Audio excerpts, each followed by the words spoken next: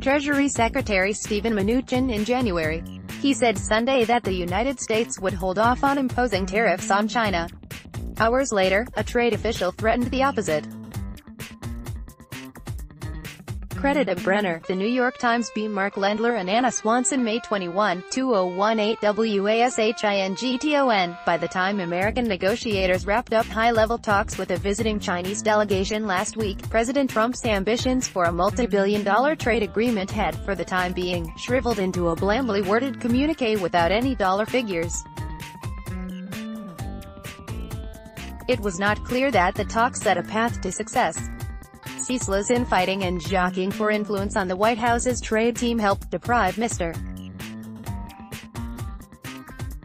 Trump of a quick victory on his most cherished policy agenda, several people involved in the talks said. The deep internal divisions carried over into how officials characterized the agreement and muddied the outlook for the next phase of the negotiations between Washington and Beijing. Treasury Secretary Steven Mnuchin said Sunday that the United States would hold off on imposing tariffs on China, putting the trade war on hold, but hours later, the United States Trade Representative, Robert Lighthizer, warned the Chinese that the Trump administration might yet impose tariffs. On Friday, Mr. Trump's chief economic advisor, Larry Kudlow, told reporters that China had offered to reduce its trade surplus with the United States by $200 billion.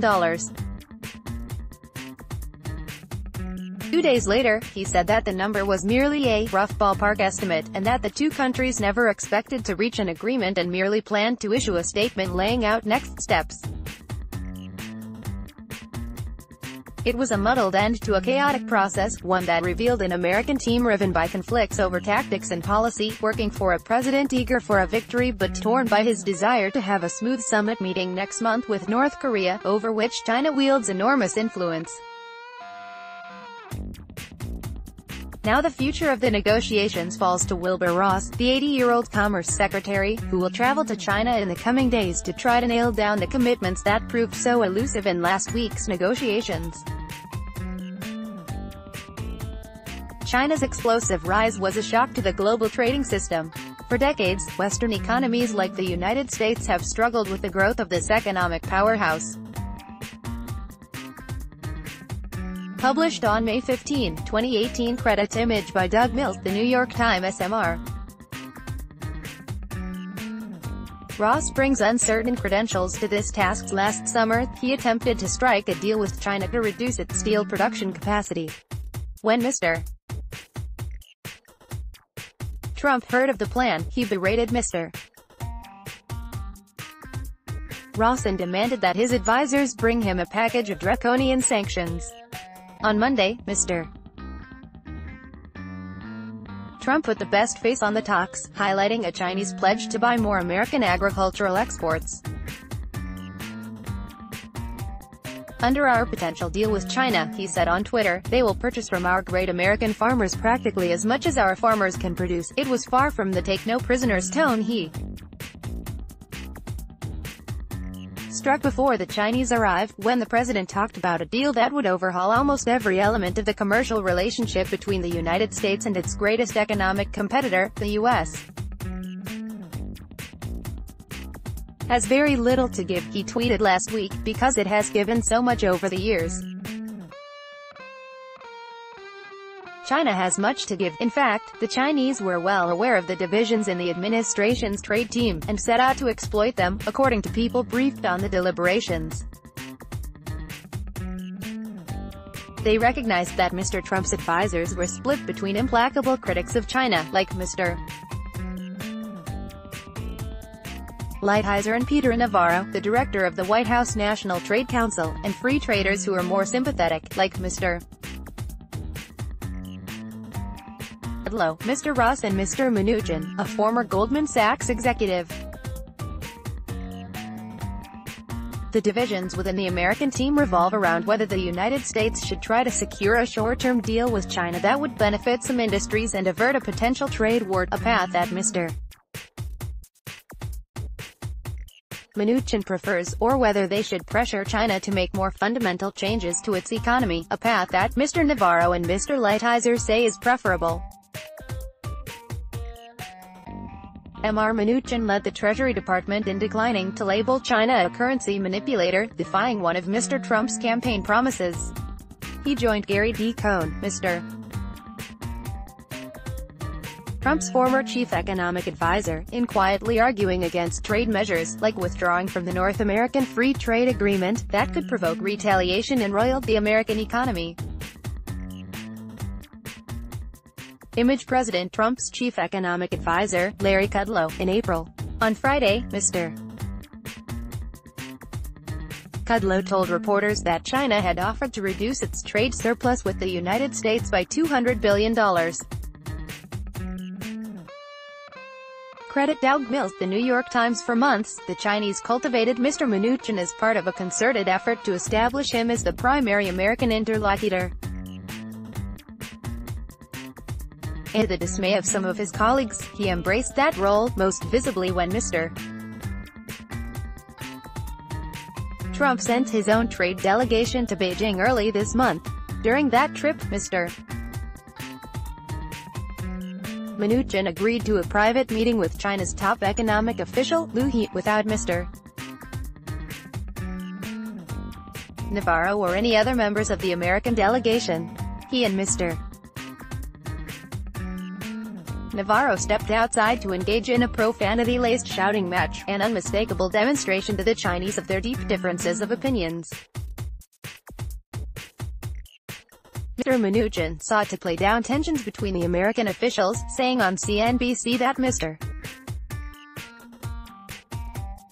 Navarro was an important part of the team. Last week, the Chinese came to the United States prepared to deal, both by making numerical commitments to buy American goods and by promising structural changes to their economy. Over a period of years, that combination could equal $200 billion in additional trade, a figure echoing Mr. Trump's target of reducing the trade deficit by $200 billion. But the Chinese were not willing to make an outright commitment to reduce the trade deficit by a specific dollar figure, believing that trade balances are the result of broader economic factors, such as currency valuations and economic growth, and such a commitment could set off more conflict with the United States down the road. It is not clear that the Chinese ever saw the $200 billion figure as realistic or even relevant, people briefed on their plans said. But they realized its symbolic importance for Mr. Trump, and they were making an effort to give him some kind of victory. In return for concessions, the Chinese were expecting the administration to offer relief to the Chinese telecommunications firm ZTE, which had been crippled by national security sanctions that prevented it from buying any American technology. The Sunday before the Chinese arrived, Mr. Trump said on Twitter that he might rethink the company's punishment in return for trade concessions, and as a personal favor to Mr. Xi. But by the time Mr. Liu touched down last week in Washington, the president's statements had provoked a fierce backlash in Congress, and the politics around ZTE had shifted. Wilbur Ross in March. The future of the negotiations will fall to Mr. Ross, the 80-year-old Commerce Secretary, who will travel to China in the coming days to try to nail down the details that proved so elusive in last week's negotiations. Editor-in-chief for The New York Times. The Chinese also found new resistance to their requests to relax the export controls that prevent them from buying militarily sensitive products. Mr. Mnuchin's openness to this request set off fierce opposition within the administration, especially among Pentagon officials, who feared the sales could compromise American national security. As the talks began, Trump officials put out word, first in private, and then publicly, that the Chinese were prepared to meet the $200 billion target. Their motives differed. Some may have blared the figure in an effort to lock the Chinese into their promises. Others may have leaked it as a warning that the administration was focused on reducing the trade deficit at the expense of other priorities, like overhauling the Chinese economy and ending its pattern of forcing American companies that do business in China to hand over intellectual property. Whatever the motivation, the leaks ignited a backlash from the Chinese. On Thursday, the Chinese Foreign Ministry denied that it had offered to reduce its trade surplus by $200 billion. On Friday, the state-run People's Daily labeled the reports a misunderstanding. Also on Friday, Mr. Kudlow told reporters that the number's a good number. But on Sunday, he said, "Maybe I got ahead of the curve, Mr. Trump, Mr. Kudlow said, liked the number, but it's too soon to lock that in. After expecting to wrap up talks on Friday, the two sides argued into the night about the wording of their joint statement, and the talks extended into the next day. The final product was vaguely worded and lacked numerical commitments or any firm details. In multiple TV appearances after the announcement, Mr. Mnuchin, Mr. Kudlow and Mr. Ross presented the deal positively in an effort, some trade analysts say, to paper over divisions with the Chinese until after the summit meeting next month with the North Koreans. Not everyone was so pleased. On Sunday, Mr. Lighthizer released a statement on the talks that many in Washington saw as a not-so-veiled critique of Mr.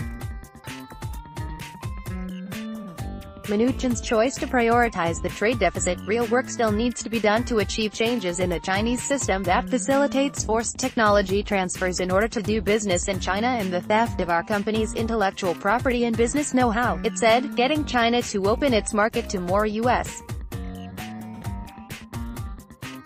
exports is significant. Mr. Lighthizer continued, but the far more important issues revolve around forced technology transfers, cyber theft and the protection of our innovation, critics said. Mr. Trump was at risk of jeopardizing a trade policy that had put China on the defensive for the first time in decades. It's absolutely stunning how we snatched defeat from the jaws of victory, said Stephen K. Bannon, the president's former chief strategist and a prominent representative of the nationalist wing. China is still in a trade war with us, he said. It's just that we are unilaterally calling a truce. But after the talks in Washington, the Chinese, too, seemed bewildered by the divisions, saying that even if they were able to secure concessions from Mr. Mnuchin, they were not sure those promises would ultimately hold, according to people briefed on the discussions. For the moment, it is Mr. Ross, not Mr. Mnuchin, who will be sitting across the table as the two sides continue to work toward a deal.